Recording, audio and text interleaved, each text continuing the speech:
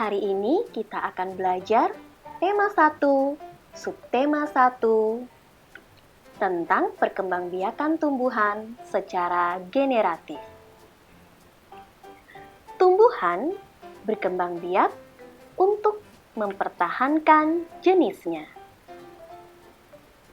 Tumbuhan berkembang biak untuk menghasilkan individu baru, sehingga kelestariannya tetap terjaga. Tumbuhan berkembang biak secara generatif dan vegetatif. Coba anak-anak perhatikan gambar berikut ini. Ini adalah tanaman jagung.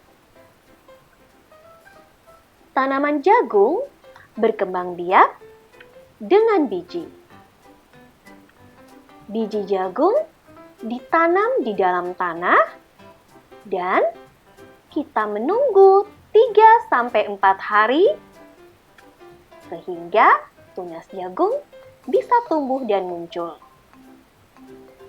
Tunas jagung akan berkembang dan bertumbuh besar.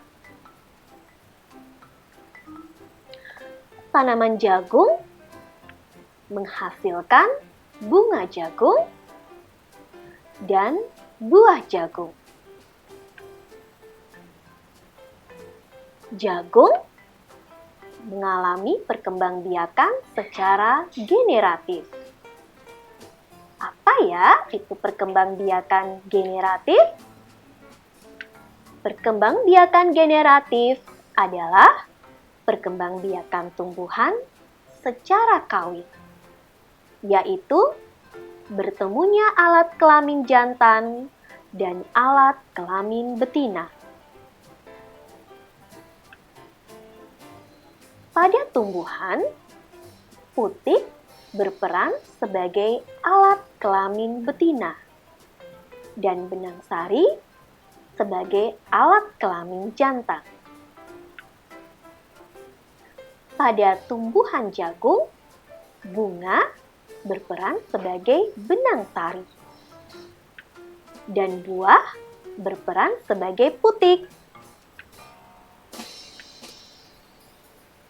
Apa yang terjadi ya apabila serbuk sari itu jatuh pada kepala putik?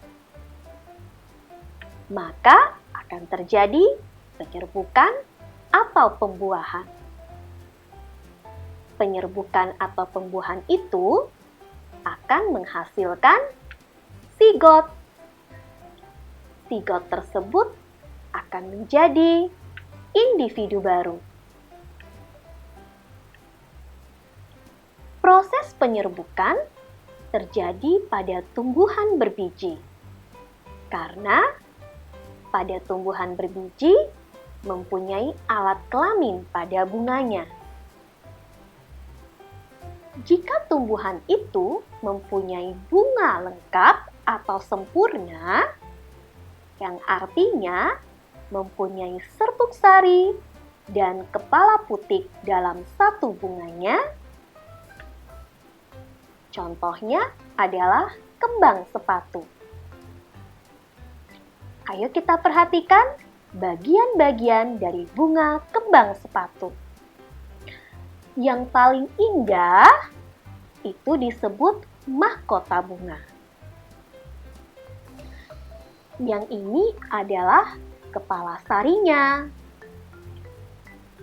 Dan ini adalah benang sari. Selanjutnya, ini disebut kepala putik. Di bawah kepala putik ada tangkai putik. Dan ini adalah kelopak bunga. Dia tugasnya melindungi bunga loh. Ini adalah bakal biji.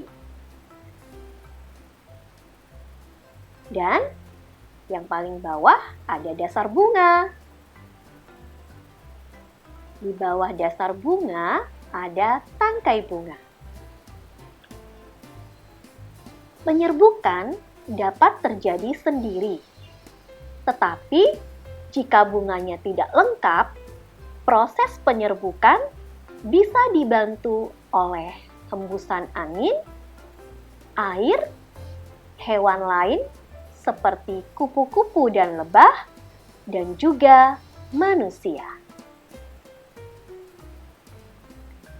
Proses penyerbukan pada tumbuhan dikelompokkan menjadi 4, yaitu yang pertama namanya penyerbukan sendiri.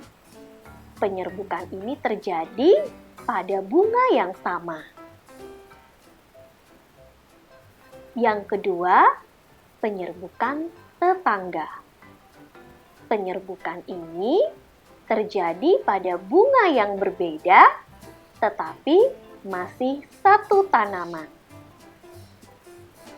Dan yang ketiga, penyerbukan silang.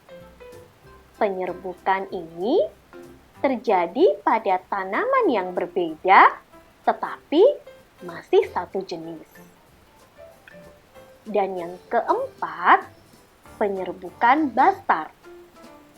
Penyerbukan ini terjadi pada tanaman yang berbeda, masih satu jenis, tetapi berbeda varietas.